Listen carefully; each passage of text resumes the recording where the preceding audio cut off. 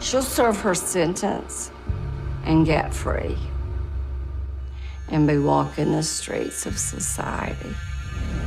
I will be watching and being very careful when and if that does happen, because I feel like that there is potential for Cammie coming after me. If my sister were to come after me in revenge, I would not hesitate in pulling a trigger against her.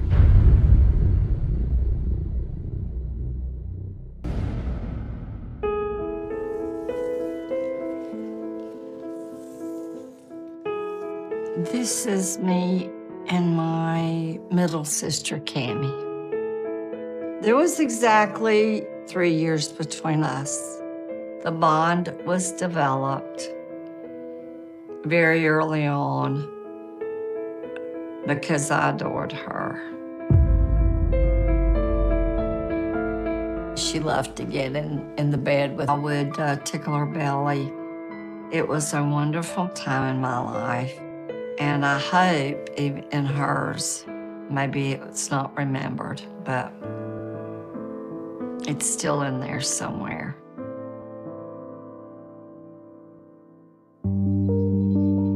We grew up in Marion, North Carolina. I'm the oldest of 3 daughters. As Cammie got older, she would come to my bed when she had a nightmare, and I'd snuggle her up. What's wrong? You have a bad dream? I can remember lots of times reading to her. Once upon a time. And I can remember her looking up at me as I read to her. Certain things kind of stick in your head. That does, that sticks. That little smile. Because it was just so sweet. I wish you could see it in my head. She had the cutest little smile.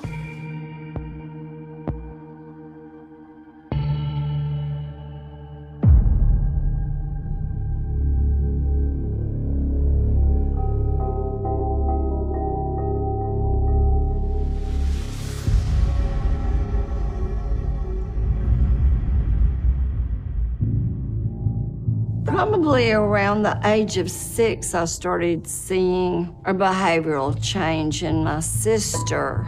She enjoyed seeing me upset. Growing up, it was very important to me to have things precise and orderly. I don't want to say I had OCD, but I just liked order. I remember one time in particular where I got very upset with Cammie for holding her elbows out after she washed her face, because water would roll down her arms and get all over the sink and floor. And I snapped at her. Cammie! Why are you always making a mess? If you made her upset, then she got revenge. She went into our bedroom, took all of our drawers, and dumped them in the middle of the room. I walk into the room and I see the bedspreads and top sheets and pillows thrown into the middle of the floor.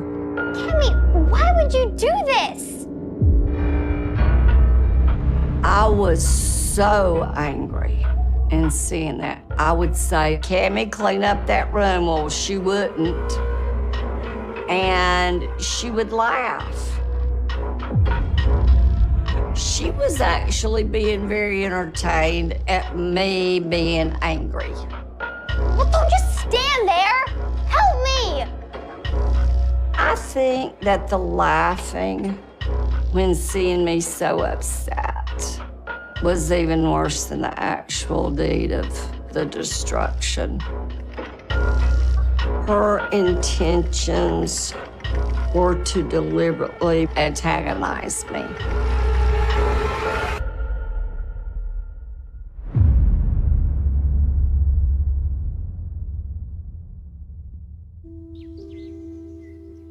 Kimmy took pleasure in eliciting responses. She loved to see me cry. In early teens, I became overweight and I was very self-conscious. And if she caught me standing in front of a mirror, she would attack that Achilles heel that caused me great distress. I was one day looking in the mirror and she came in the room and started laughing and going, just look at you. Look at you. Look how fat you are. It was awful, and she just kept on and on with it. And I think that did probably reduce me to tears. You're looking a little chunky. How could she say that to me? I would never say that to her. It was joyous cruelty. She knew what she was doing. She knew she was hurting me.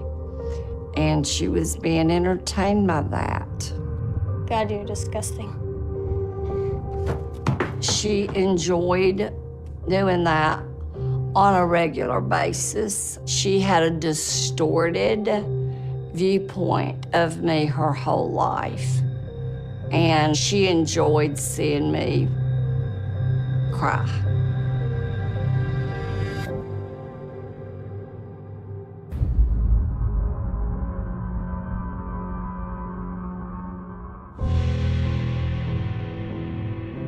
Mostly it was a rivalry with me, and I don't think that there was hardly that much between Cammie and Sharon as there was between Cammie and myself. Once I shared a secret with my sister Cammie, and she ended up using it against me. I could not go on a date until I was 16, which I thought was a little bit strict. So one time I kissed a guy and I felt real badly about it. I shared it with Cammie. I leaned in and I kissed him. You kissed him? And she was very, very sweet and very, very loving at first. Did you like it? Of course.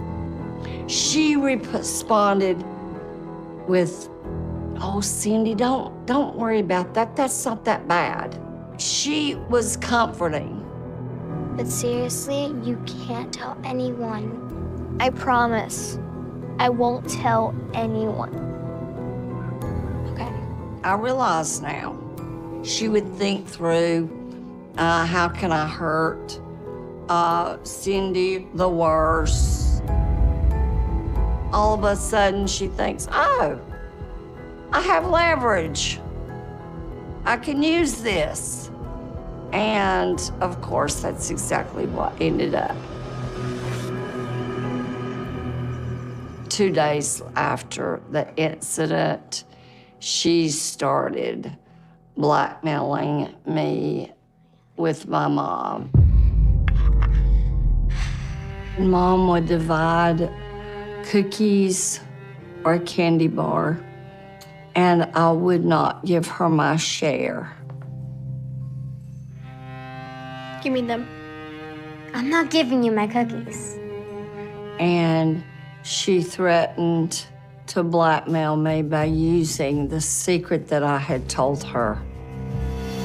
No, Kim, you promised. She would immediately start calling for Mom.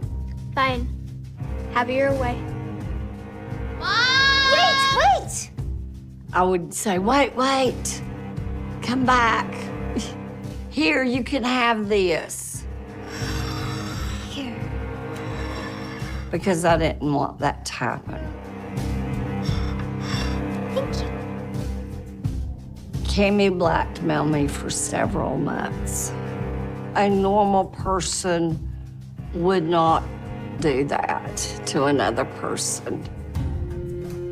But she doesn't care about getting along. She doesn't care about friendships. It became a miserable way to live.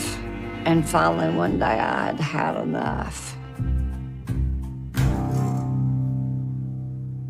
I went and I said, Mom, can I talk to you about something? And I told my mom myself. I have something to tell you. Once I told my mother the secret, I felt so free. The load was gone. That one incident changed the landscape of our relationship for the rest of our life.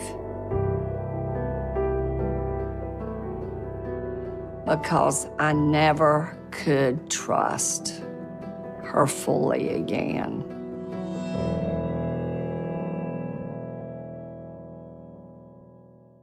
Behavior would last for a lifetime. I didn't know that.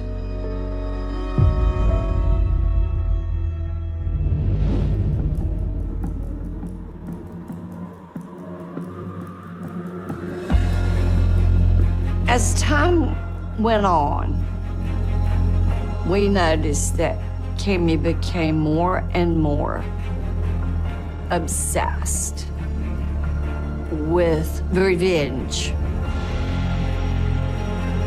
And as she grew older, around 8 years old, she started using weapons.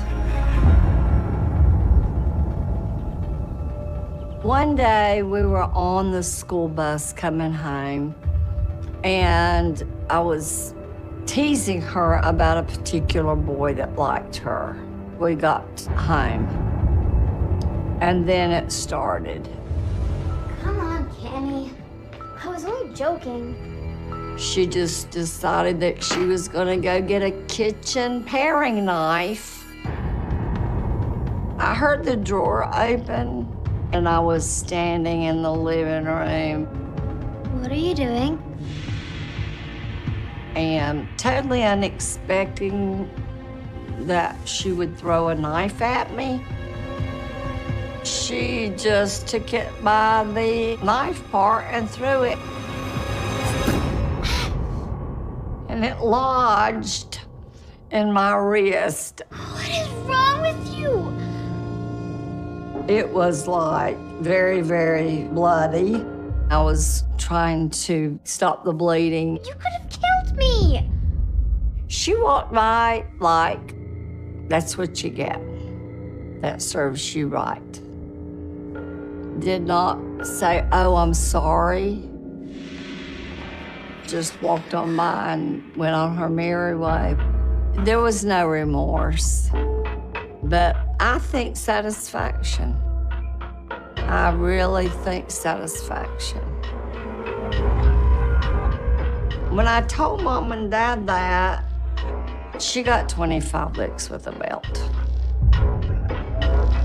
But sometimes after a spanking, Cammy would laugh just to show that it didn't and wouldn't affect her. She would act like nothing happened. No one or not anything could affect that resolve that she would be in control.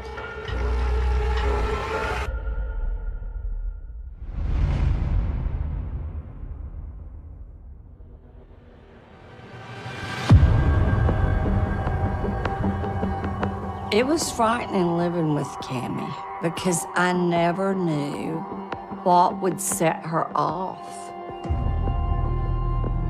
One time we got into a huge fight as sisters, and she demanded that my sister and I leave the premises to get out of the room. Get out! And we refused to do that. No, if you don't like it, why don't you leave? She went into my parents' bedroom, and she got a rifle, a hunting rifle. She coming through their door, pointing at us and demanding that we get out of the house. I said get out! Just calm, cool, and collected. Just y'all get out, or I'm gonna shoot you. Of course we're thinking that she's teasing, but we're not taking any chances, right? I mean it. I can remember trying to get Sharon out of the house. Let's go. And she then locks us out. And we stay out until Mom and Dad get home. They didn't know what to do. My mother took Cammie to our pediatrician, and she asked him what she could do to get Cammie help. And he reprimanded her verbally and just said, she's a middle child. She needs extra attention. She needs extra love. Just love her and give her special attention. Absolutely the wrong advice from that pediatrician. I don't think they knew what to do with her when she was little. You could not reason with Cammie.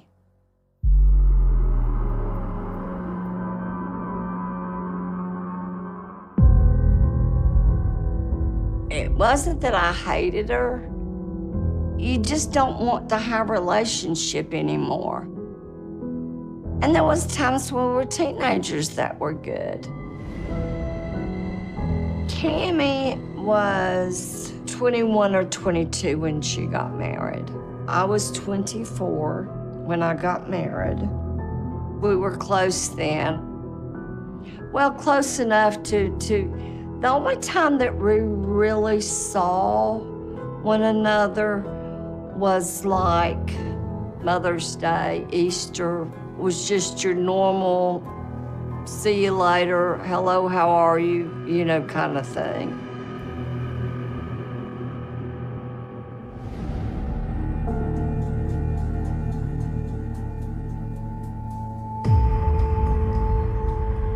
Well, we were on our way to a niece's 3rd birthday, which is Sharon's daughter.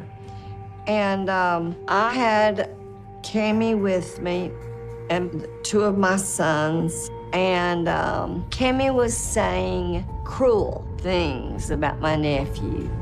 I can't stand him. Cammie, please, not in front of the boys. It's their cousin. It was aggravating me, and I'd ask her to stop several times. He's so spoiled. Of course he'd turn out like this. After she kept on, I said, well, if you don't stop now, I'm pulling off, and you will get out of my vehicle. Shut up. You don't tell me what to do. She turned around in the passenger seat and started kicking with every ounce of her strength in her leg. Stop it! Are you trying to kill us? She'd kick me in my face, and on my arm, my ribs. I mean, here we are on an interstate. Here we have our children with us. She did not care. Cammie was acting with reckless abandon because the need to control and get revenge was greater than survival at that point in time. Stop it! Stop it! Stop it! I pulled off and I made her get out of my car. I felt badly by leaving my sister on the side of the interstate, but that was overridden by the thought of keeping the occupants of that vehicle safe. I did the right thing. She could have killed us.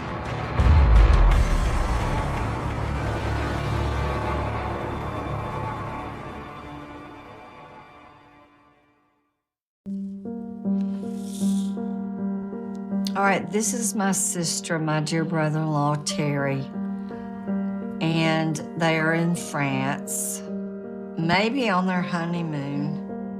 After the divorce from her first husband, Cammie met Terry at the Department of Revenue in Raleigh, where she worked as well. Their relationship mostly was volatile. But there were times like this where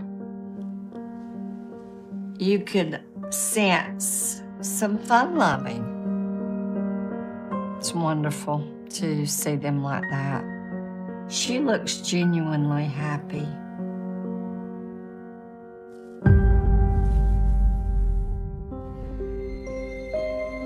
I know how much he loved her. I'm not sure the other way around. When Cammie married Terry, she knew he had a kidney condition. And she commented once that the only reason that she married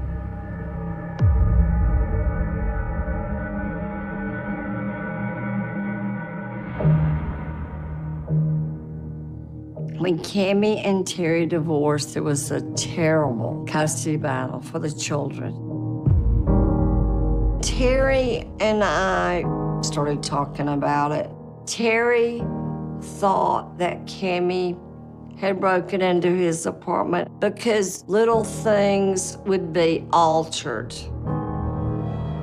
He noticed that his underclothes drawer had been tampered with, and his medicine cabinet had been tampered with. He needed medication daily. Was she actually trying to kill him then? I don't know. I believe that Cammie was always trying to send messages to everyone in her life. We're seeing a progression of that sinister behavior, that darkness. After Cammie lost custody, her behavior became even more erratic. He'd leave to take the children to school in the morning, and she'd follow him. And she had a wig on. That's when he first realized that she was stalking him, watching, always watching.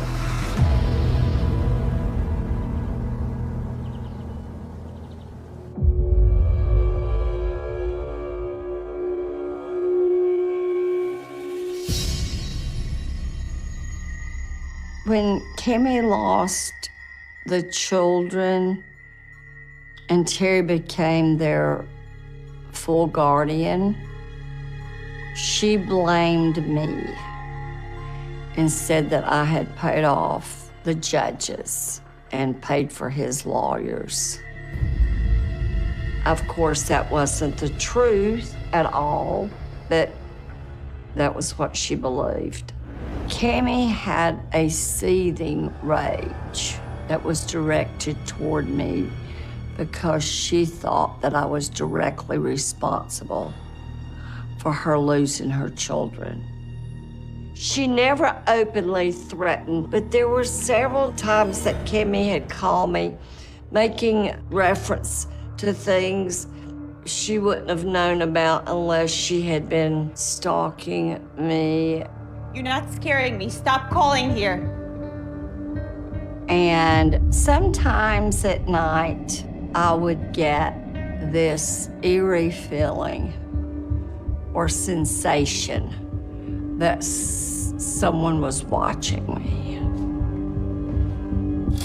I immediately shut all blinds and locked all doors.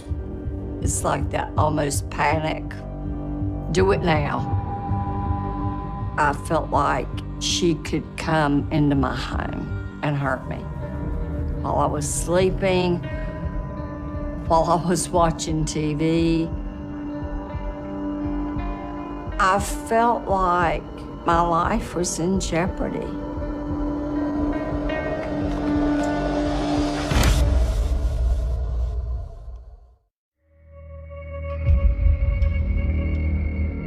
I feel like court issues and losing her children really put Kimmy over an edge.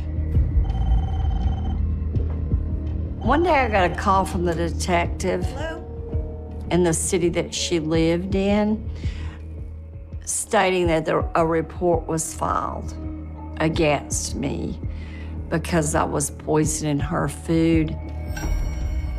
Wait, she did it again.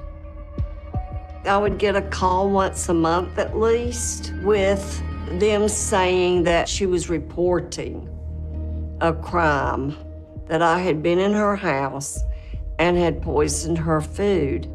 And the next time it would be the water. You know this is ridiculous, right? She really believed that I hated her that much. As a matter of fact, once she called me, she was crying almost uncontrollably. And she said, "What have I ever done to make you hate me like you do?" That was tough. That was so tough to hear.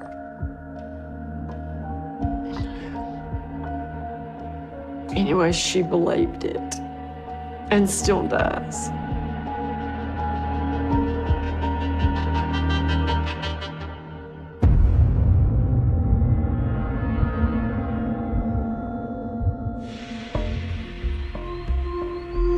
I was home with my family one day for my birthday. Cammie comes in my house and brings me a birthday cake. And I said, "What in the world is that?" Cammie? And she's got this solemn look on her face, and she said, "It's a birthday cake." I baked you a cake. I said, "Do you literally think that I would eat that after all you've accused me of?" Why not? I thought that there was a possibility Cammie poisoned the cake that she brought me. I told her to take the cake back. Don't you think things are going too far? And I said, "Why can we not be friends? Why does it have to be this way?" And she said, "I did not take your children away from you." You helped them. Had nothing to do with it! At that point in time, I lost all manner of control, and I literally attacked her. I had just had it with her shenanigans toward me for years. I kept shaking her and saying, "You need to take medication." And then my husband, David, came and he said, "Cammie, you need to leave." You gotta go. You gotta go now. She would listen to him more so than she would me, so she left. But I wouldn't have put it past her to come back for revenge. She thought that I was out to destroy her. I have no clue why.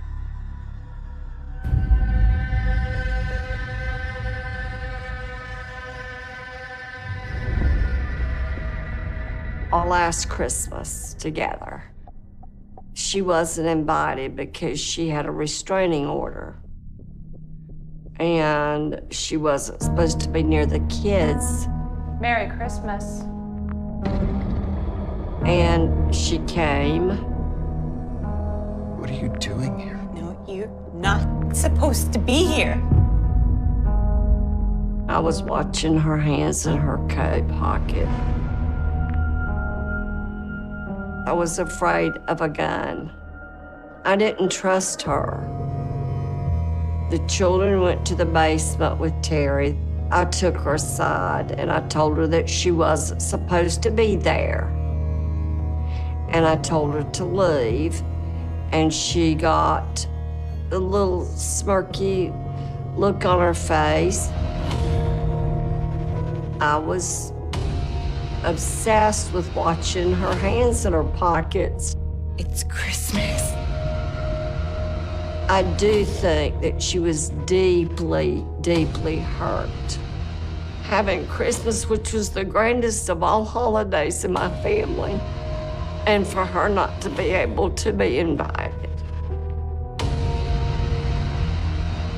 I feel like she was deeply wounded and hurt. And I'm sorry.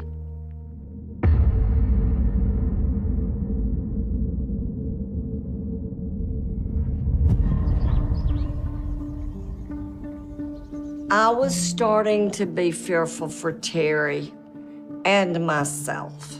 His life could be in trouble. One day, I had ice cream with Terry, and I said, "Can I talk to you about something?" And he said, "Sure, sis, what's on your mind?" I'll never forget that.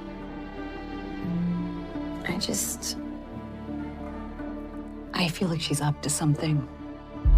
I said, "Terry, you know both of us are in danger of being killed. Kimmy could come after us, either one of us." And he said, "Yeah, sis, I know that." I said, "Well, what are you doing about it? Are you doing anything?" He goes, "Well, I'm working on some things." That conversation was 1 month before it actually happened. On March 24th, 2006, I was at home, and I got a call. Hello? It was the detective, and he said, "I need to tell you, your sister has shot your brother-in-law."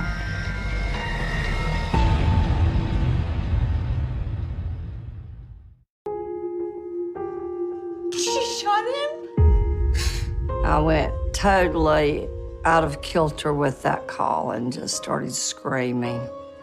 No! No! I just kept saying, "Oh no, oh no, oh no." I said, "Can you tell me what happened?" Terry and Cammie met in the park that day. She convinced Terry, even though it was disallowed, to meet her for pizza in order to see the children. They met, and she said, "Can I talk to you for a minute?" And he said, yes, and Cammie shot Terry in the stomach. Were the kids were there? I am believing he thought she would never do this in front of her children. Oh, no. She went back to be with the children, telling them that everything was going to be okay, that Daddy was going to be fine. The children were 8 years old and 6 years old. I felt pity for the children. It's almost like in your own ears you can hear the shot ringing out. I can almost see them as they saw their father fall. I don't think that Cammie meant to kill him. She was planning on scaring him into submission. No.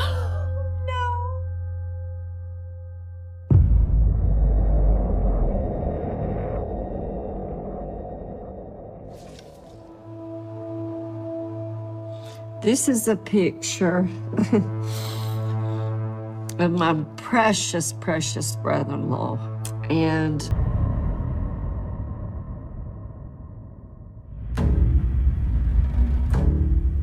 Terry survived the initial shooting. He was the one that called 911, and immediately the police were there, and she was arrested. She was taken immediately to Wake County Jail.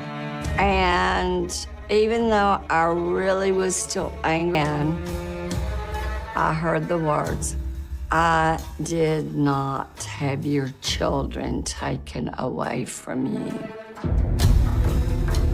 But you helped them take mine.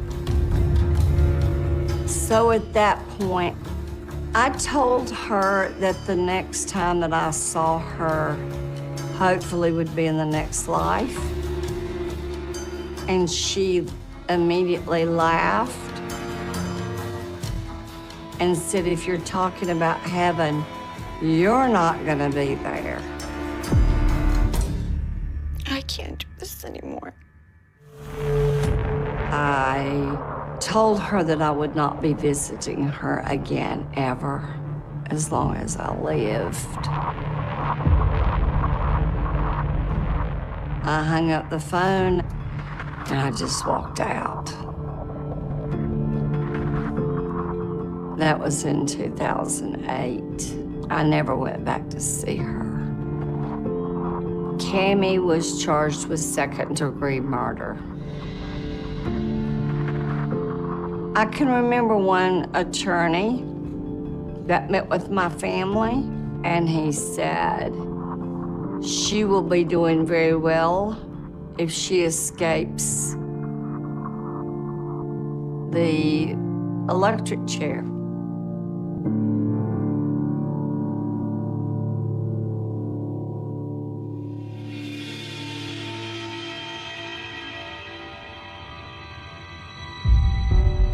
I didn't feel like that was enough. I mean, we're talking about murder here. I was hoping for life. I think that it would have been a blessing if it had been the death penalty.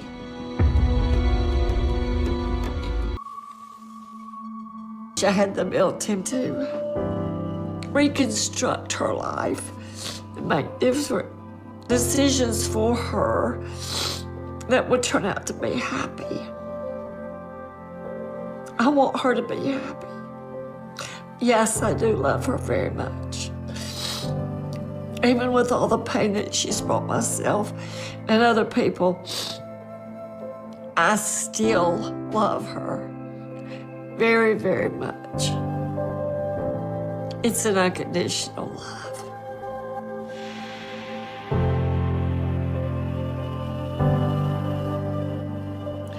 I wish you could believe that I never meant any harm for you. Someday you'll know truth.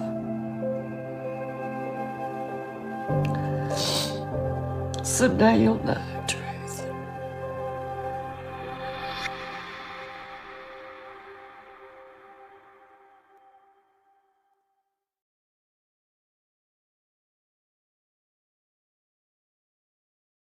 That day, I felt like I'd lost my entire immediate family that I lived with for years.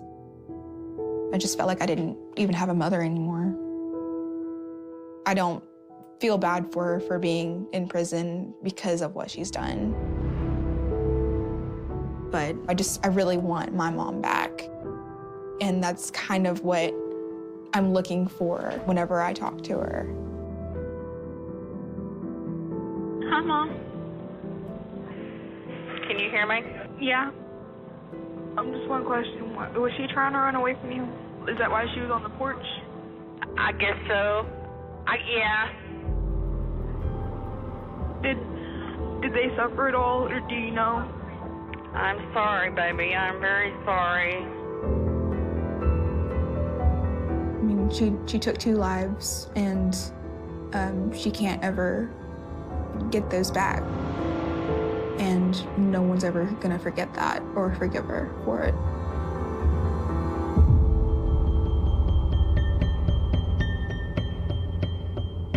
I don't feel like her soul is there. I grew up in Hot Springs, Arkansas, for most of my life. My early childhood was definitely positive. My mother and I, we were pretty close. My dad wasn't really around very much. He's a truck driver, and he would be home maybe once every 2 weeks. But it didn't seem like there was any problems going on ever. When it was me, her, and my dad, we were a pretty happy family.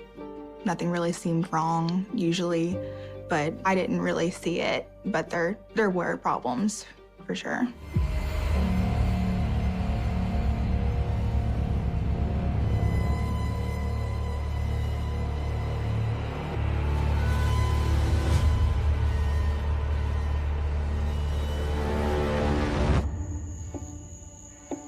There was one night that I was just kind of doing my own thing as a typical kid. And then just all of a sudden, my mother started yelling at my dad. I'll punch you! When I first heard it, I was in the other room, and I just peeked around the corner, and I didn't know what was going on. I didn't know why. After all I've done? She was standing over him, and while he was sitting in a chair, he was completely silent. He didn't try to stand up for himself or argue back or anything. You're gonna just sit there? And then she threw her ring across the room. Here, like this.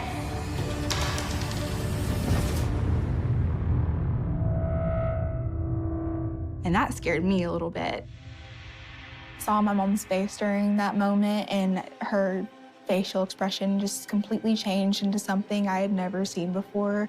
And I was so confused. I was just so angry at my mom because I had never seen her like that, ever be mean to my dad over anything. I didn't understand it. Get out! Get up and get out! Get out! Later on, my mother told me that she found out that my dad was having an affair with another woman and that he was about to actually have a child with her. And I was completely shocked. She was, blaming this other woman. She was also gathering in her mind that my mom and my dad were meant to be together and nothing in this world could separate them. That was the beginning of my mom's obsession, really, of my dad and the other woman being together. And things just kind of went down from there.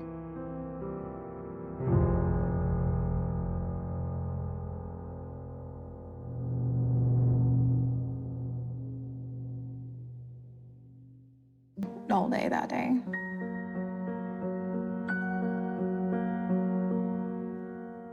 I am trying my best to hang on to the good memories because it seems like the majority of, and I didn't realize just how toxic it was in that household before it was too late.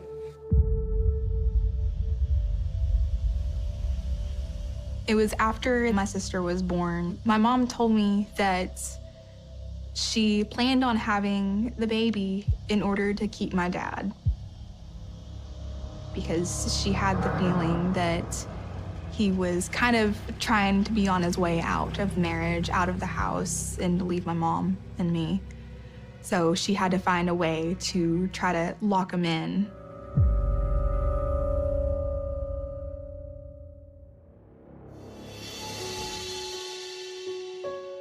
So it was only a year after my sister was born that I was just in my room doing my thing.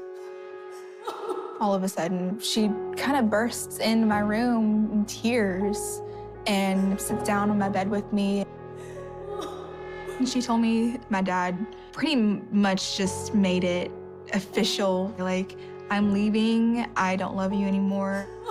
He hadn't really loved her since I was born, and he only stayed because of me.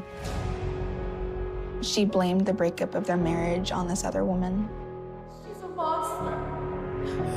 This other woman was just trying to pull him out of his family to be with her. At the time, I did want to comfort her. I just didn't really know how because I was so young. I knew she was upset, and it wasn't just her fault. But then my mother's facial expression changed quite a bit. She needs to know how this feels. She started talking about the other woman. Put her in her place. And what she wanted to do to kind of get back at her, to hurt her. And what she told me was she had the idea of throwing like a big box of nails in her driveway. My mother was escalating with her anger and her violence. Somebody has to. I was very scared whenever my mom told me, because even though everything had gone on between my mom and my dad and the affair, I've always thought my mom as being this loving, caring mother that would never try to hurt anybody else in any sort of way. For my mom to think of revenge, is this her true self? Almost every day she would be complaining to me and venting. She just couldn't let go of the idea to hurt her. And it had me really, really scared, honestly, because I didn't know what was gonna happen next.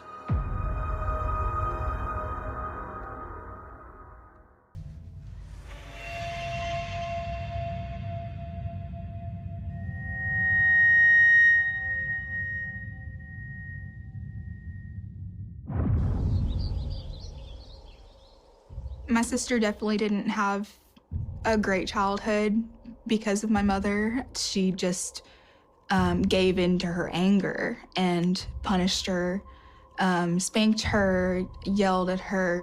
It was a daily thing. Can we go play? I'm busy. My mom didn't want to go outside with her to watch her and play.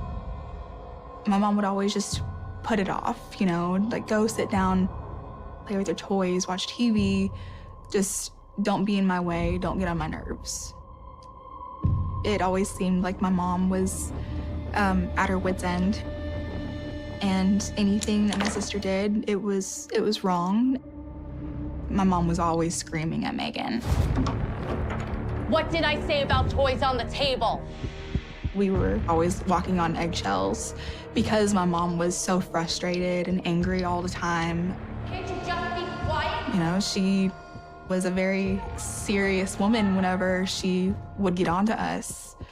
And I hated seeing my sister go through that. So I felt like I couldn't talk to her or bring anything up to her that might frustrate her even more because I felt like she was gonna lash out at me. And you?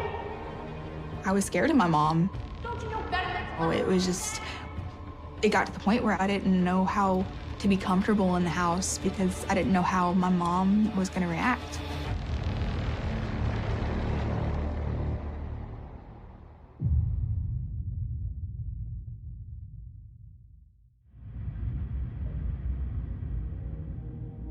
I did love to see my dad because it was something different. I could get away from my typical everyday life at home, and we usually went out and did something. He would take us out to eat and maybe go karting or something. But I always dreaded having to come back home because for the rest of the night, my mom would not stop asking about him. How was it? Like, what exactly did y'all do? Did he say anything about me? What did he say? What'd y'all talk about? Not much. We were trying to visit as father and daughters. We weren't talking about my mother. And that made her feel really, like, I would say enraged, you know? And she wouldn't let it go. Good night.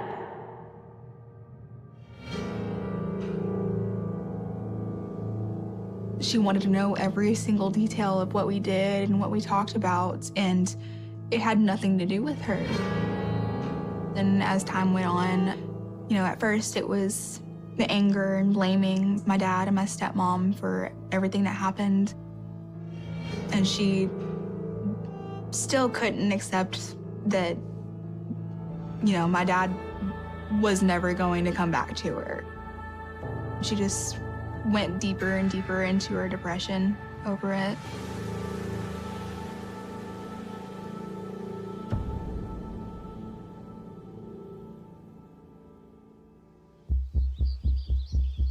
So for Megan's birthday, we decided to do it at a little park in town. We invited my dad, and I didn't have any idea that my stepmom was gonna be there. Almost the entire time, my dad was talking to my stepmom, and that really frustrated my mom. My mom was very, very tense because she was frustrated with the whole scenario and she couldn't do anything about it. But it was very unhealthy how much she was trying to hold on to him. And she just shouldn't have been doing that. Towards the end, though, whenever we were wrapping it up, my stepmom, I think she had said a few words under her breath. I'm not sure what exactly it was, but it was towards my mother. Is she always like that? And it just completely enraged her. And she went to the back of our SUV and pulled out a big wooden rod that I didn't even know was there, but she had it in her hand.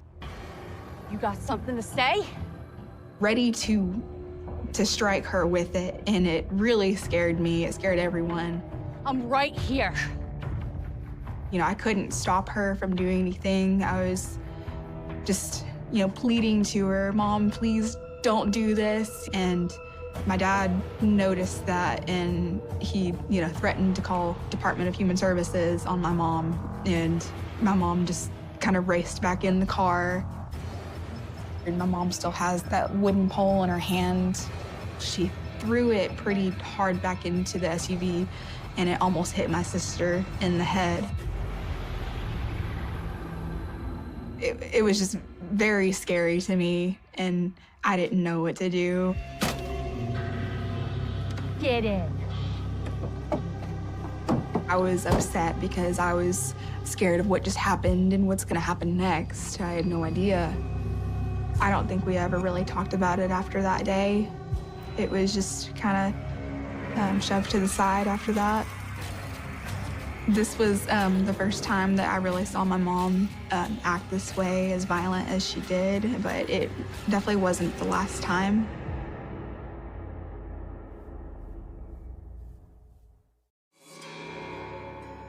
So eventually my mom did start dating again. She got on a few, dating websites and met a couple of different men. I was definitely happy that she was trying to move on from my dad and not just spend all of her time at home. My mom felt like my grandmother was always in some kind of pain because of her health. So it became more and more where she was asking me to babysit every night, every weekend. You look nice. I had kind of a long-term boyfriend in high school, and we hadn't seen each other outside of school for a couple of weeks. So I asked, hey, I haven't seen him in a while outside of school. Can we hang out? And my mom, there was no hesitation about it. She said, no, I'm going out and doing things with my boyfriend. I tried to tell my mom what I wanted and how I felt, and she just snapped back at me every time, saying that I need to do what I'm told. It's not a discussion. She told me that I needed to take responsibility, but with it being my sister, it wasn't my child, it was hers. I felt like it was supposed to be more her responsibility. She put her needs and wants above mine. So eventually she wouldn't be gone for just the evenings. She would be gone for a couple of days. And I would just have to keep staying home with my sister, and I couldn't really go out and do anything. I did want her to be happy, but at the same time, she had been gone so often. I felt like I was running the house. Over time, it just kept getting more and more intense between us.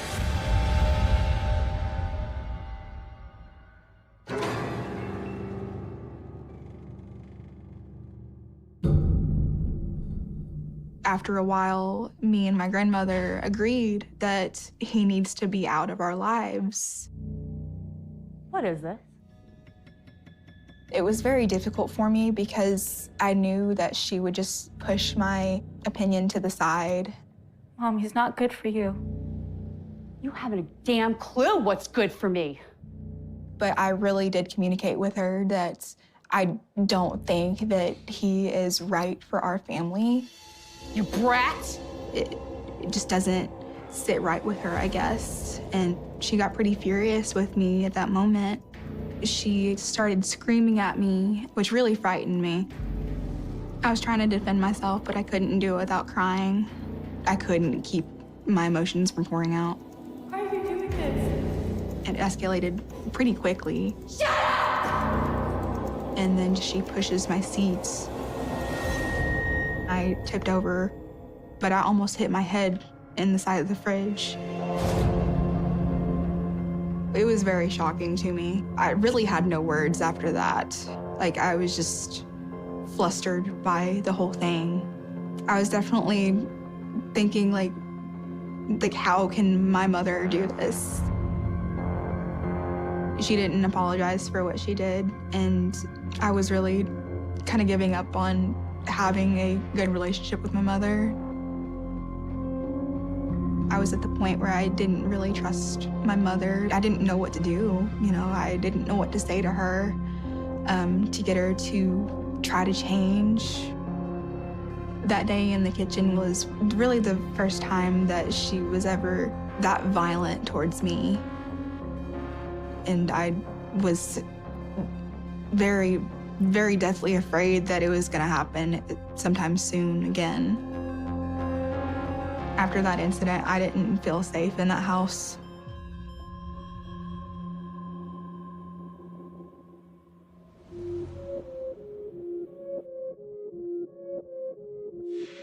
During that time that she was gone, it was honestly very, very peaceful in the house. It was just me and my grandmother. I went to school every day. We just came home. I missed my sister, of course. But overall, it was pretty nice, honestly. It was just me and my grandma in the house for those 2 weeks. So when she came back, I was a little disappointed. I expected her to just grab some more of her things and go back with her boyfriend. And that's what she said that she was doing at first. Looks like we're here to stay. But she had admitted that she was actually moving back and that her boyfriend had basically kicked her out. So my mom asked me if she could sleep on my bed, and she was all dirty and sweaty, and she didn't want to take a shower. And I asked her to either take a shower or I can change my sheets again, and that made her just snap immediately. How dare you speak to me that way? Don't want to help your own mother. Hey! Look at me when I'm speaking to you! She basically was like, why did you say that? Why are you treating me this way? Why don't you just go live with your dad? And I was honestly okay with it. I wanted to be out of the house. So I went ahead and started packing my things. And that was one of those times that I, stood up for myself. Hey. And she didn't like it. Listen to me. I'm speaking to you. And it made my mom so angry that she grabbed an empty beer bottle that was on the side of a table, lifted it over my head, and threatened to hit me with it. Go ahead. At that point, I'm so scared that she's actually going to do something to me, and I didn't know what else to do. and I didn't want to stay and find out. Go ahead! Just run! Get out of here! Don't say another word! I knew that this house was a very toxic place, and I knew I needed to get out of there. I was 18, and I had no obligation to ever live there again, so I took my chance to get out of there, and I knew it was for the best.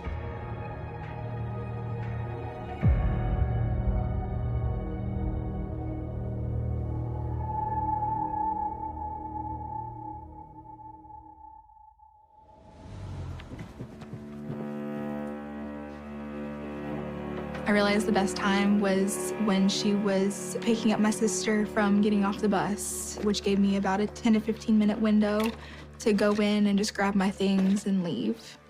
So that's what I did.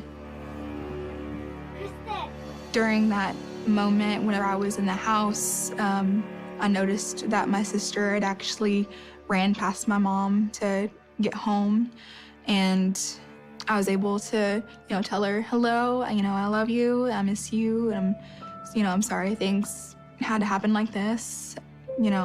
I'll see you later. And that was it. I do think about that moment a lot. That was the last time I ever got to tell her I love her and hug her. It was hard to leave my sister there. I knew my mom didn't treat her very well either. Looking back on that moment now, it makes me, really sad that was the last moment. I know I could have come back, and, I feel like I could have done more, but at the same time, I didn't know how to. I didn't know how to get around my mom and, just do better for my sister.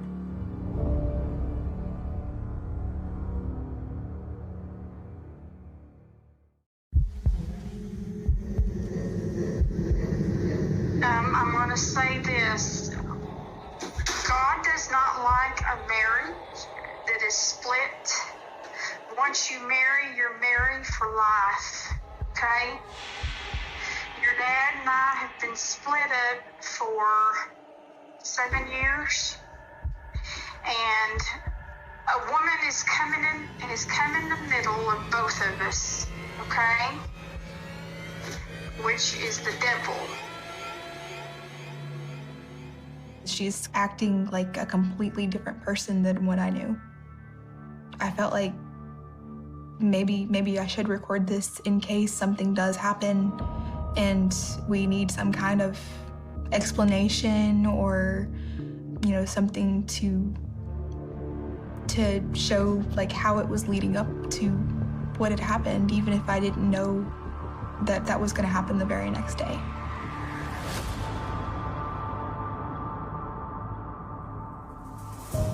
I didn't quite understand him because he was very distraught, and he was saying, you need to come to your grandmother's right away. Something happened. And I'm like, what happened? I don't know what's going on. Is there an emergency? And he is in tears. I just didn't understand what was going on. And he briefly told me that your mom killed your sister and your grandma.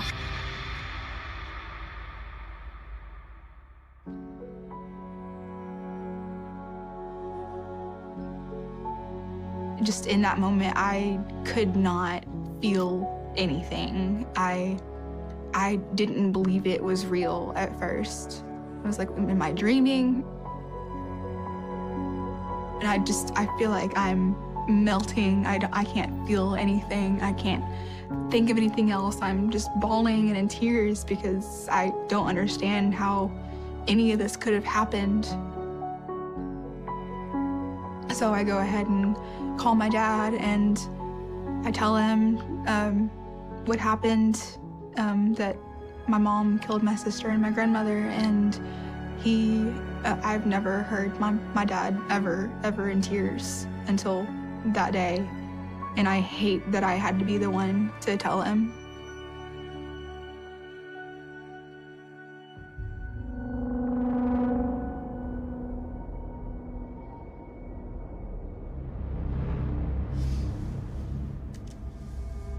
clear the house before we do anything else. 2 people cover the house and 2 people go with the dog. Might help us if we don't know where the at. Continue down. Go ahead, grab it.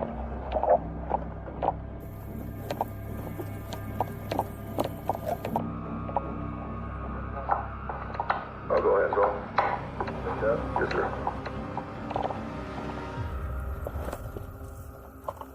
Who's got cover?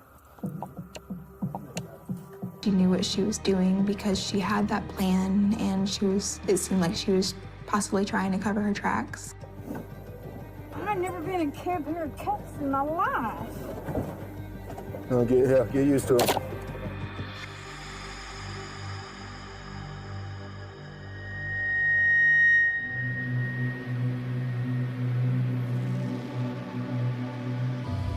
Me and my mother, the night before everything happened, she was telling me that there was an emergency and I need to come home right away. And I was telling her, well, I'm sorry, I'm not coming home right now unless there's someone that's injured or dying. Listen to me, Kristen. Come home. Listen to what I'm saying. I cannot come home right now, Mom. She was trying to get me to come home more than anything. And I don't exactly know what for at the time. I'm dead serious, Kristen. If you just listen to me. You're making absolutely no sense. Yes, I am making sense. And I told her time and time again, no, I'm done with living there with just under that toxic roof. It wasn't healthy, and I didn't want to be around it anymore. And she seemed to be getting completely outraged because I wasn't listening to her. You're just making no sense. To you, I'm not making any sense, but to me, I know I am. Me and my dad spoke about my mother because my mom had called him prior to calling me to, she was trying to get his help to apparently come get the Christmas tree to help her put it up. That was a lie. And we knew that after everything had happened because the Christmas tree was up in the house. She was ultimately trying to get both of us there. Never in a million years would have expected her to do what she did.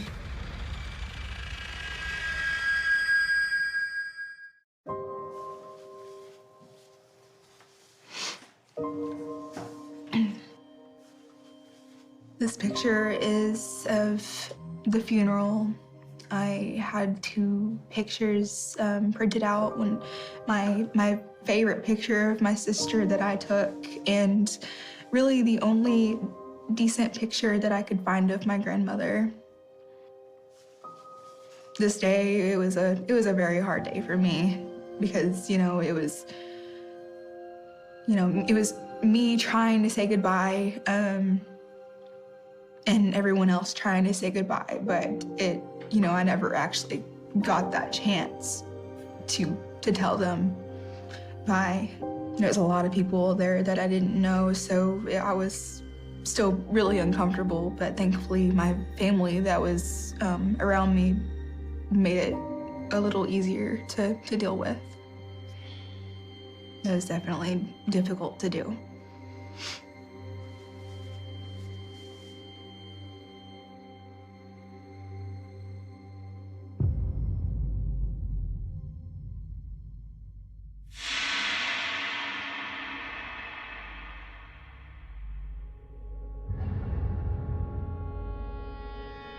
Were you just trying to relieve her of her pain, I guess? Is that what you're... I guess, I don't know. I was just hurting because I know she was hurting every day. I just hated to see her in pain. But Megan wasn't in pain. No, Megan wasn't in pain, but I was irritated with Megan because... Were you planning on doing anything to me, though? I don't know, it just came, Kristen. Why were you trying to get me over the night before? I don't know, I was just angry. Why were you trying to get Dad over?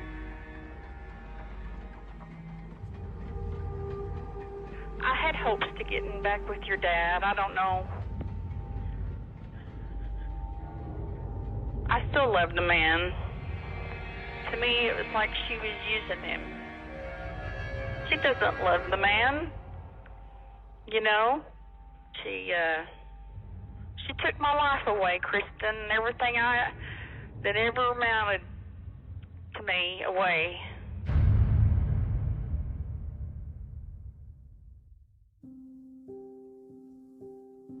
I mean, I know my mom has always hated my stepmom since the day that, you know, she found out about their affair. It didn't really make sense for her to bring that up when all I was thinking about was, you know, I was grieving about my sister and my grandmother that I just lost, and I was talking to the person that took them away from me. I mean, it shows me that she never really truly cared about anybody but herself. I hate the fact that my sister was running away, that she saw it coming and she couldn't get away from it. You know, my grandmother, I believe she was in bed when it happened, and I think she was asleep. So, you know, I hope it happened fast for her and that she didn't suffer. But my sister, I think she went through a lot of pain in the few last moments that she had, and I hate it. I sometimes wish that my mom just had to go through the same thing that she put them through, just so, you know, she could really realize the pain that she caused, because it's not fair. They did nothing wrong. I want her to hear from me that she completely ruined my life and she flipped it completely upside down, and she is never going to get that forgiveness from me, even if she were to beg.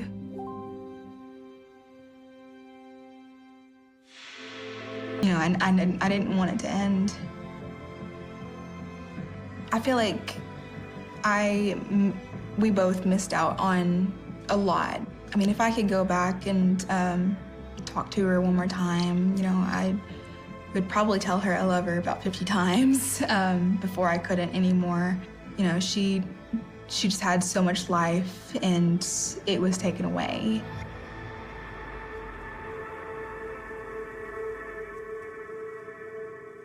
Or to their loved ones and make sure that they're doing okay, because you really never know what's gonna happen, and you never know who you're gonna lose in just an instant. I'll have my moments where, you know, I'm grieving a little bit more on some days than others, and you can never predict it. You know, it's just gonna happen when it wants to. But I know I'm gonna be okay, and I know I'm gonna, you know, live a good life after everything that's happened to me. I'm gonna make it that way. Fear. Fear of being exposed as less humane than I pretended. Fear of losing the myth of myself. Fear of facing the human cost of my pride. But fear can be seductive. It sharpens the senses. It creates momentum. It drives you forward even as the ground beneath you softens. I began chasing him with an urgency I couldn't explain to anyone, not even to myself. It's the seduction of control, of believing you can rewrite what has already been done, of imagining your presence in someone else's story could become meaningful rather than destructive. My temptation wasn't fame anymore. I had tired of that long ago. It was something quieter but more intoxicating, the temptation to be forgiven. Forgiveness is a kind of currency for people like me, people who have made a life out of turning others into images. And so, I took a bus to the coast. I watched the scenery blur, fields, shacks, ocean glinting like a blade. My camera bag sat on my lap, heavy with metal and memory. I kept thinking about that day decades ago. How I framed him. How I centered the light just so. How the shutter click echoed against the wall. I remembered selecting the negative, feeling the thrill when it developed perfectly. I remembered choosing the image. I did not remember choosing the boy. The port was smaller than I expected, quieter, the kind of place where stories slept under layers of salt, dust, and exhaustion. I checked into a hostel with flickering lights and a caretaker who spoke in a whisper. When I told him the name I was looking for, one I had dug out from a municipal record, he raised an eyebrow and pointed to a path winding toward the outskirts. "You won't like what you find," he said. I smiled politely. I didn't tell him I wasn't here to like anything.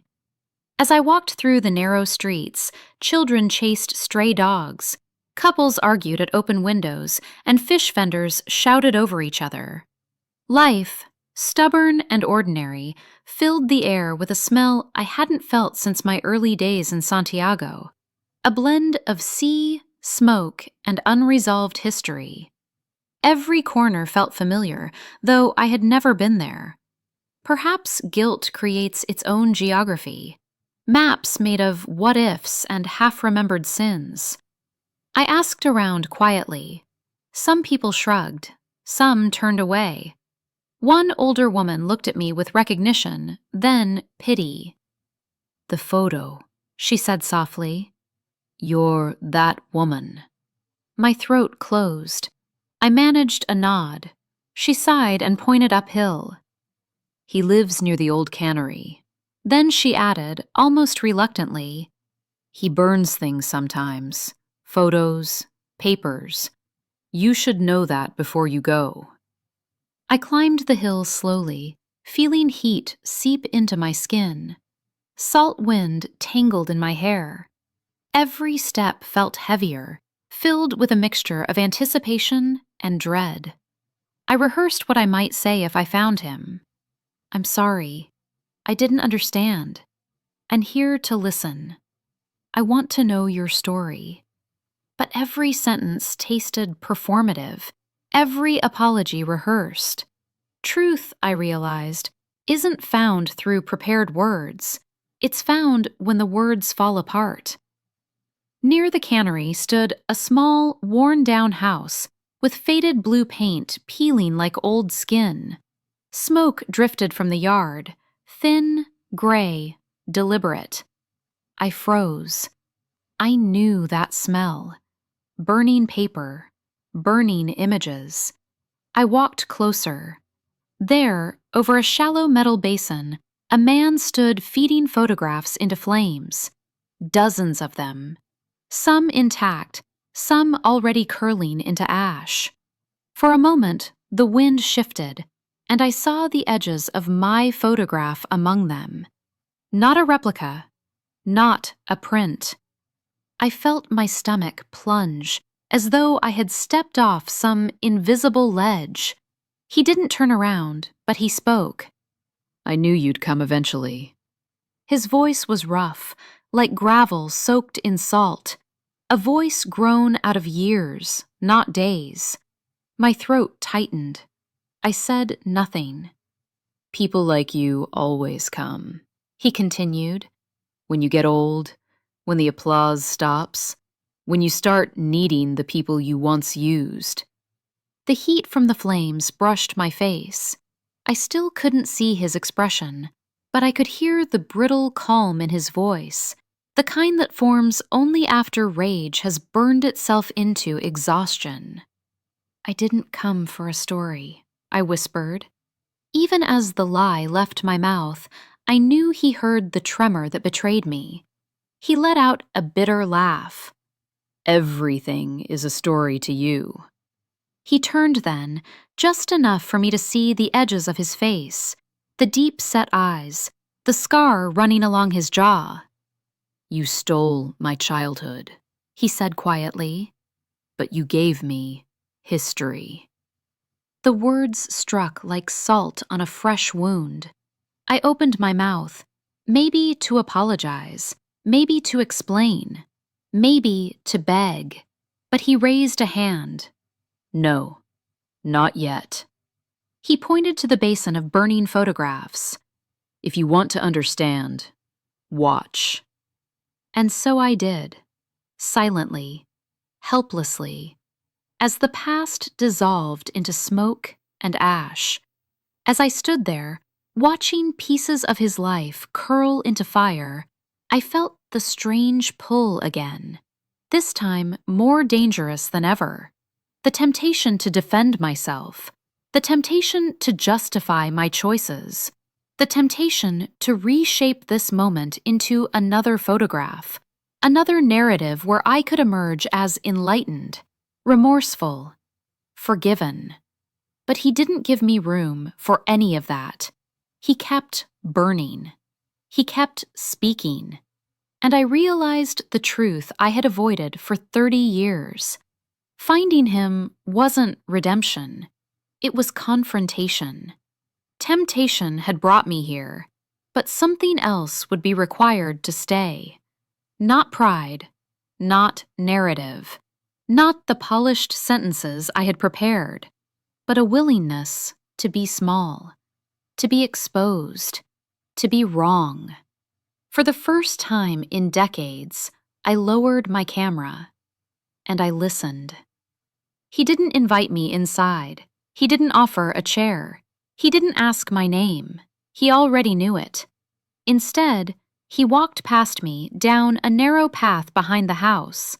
No explanation, no glance back, just a gesture, barely a flick of his fingers, telling me to follow. I followed. Of course I did. Curiosity is an old addiction, and guilt only makes it stronger. The path led to an abandoned warehouse, the kind of place Salt eats slowly from the inside. The metal door groaned as he pushed it open. Light pooled in thin strips across the cracked floor. This is where it started, he said. Not the photo, his life after it.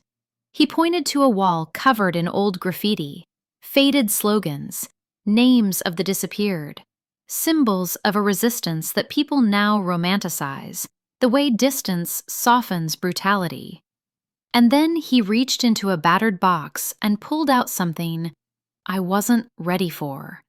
A stack of newspapers, clippings, printed articles, my photograph reproduced again and again. Different years, different contexts, different political agendas. Same boy, same haunted stare. He dropped the stack at my feet. It hit the concrete like a body. You think the world cared about me after you took that picture? He said. They cared about the story. Your story, not mine. I knelt automatically, my hands trembling as I touched the edges of the clippings. The face staring back at me was familiar, iconic, tragic. It wasn't him. Not anymore. Maybe it never was. I opened my mouth. I didn't know. He cut me off. Don't say you didn't know. You didn't want to know. His voice was sharp, but his eyes were sharper. Not angry, accusing. Exhausted from decades of being a symbol instead of a person. He paced the room, restless, like memory itself was chasing him. When I was a teenager, he said, teachers pulled out that photo every year. Look at this child, they'd say. Look at what was done to him. He barked out a laugh, dark, broken. Nobody ever asked how he survived. Nobody asked where he slept, what he ate, what nightmares he had.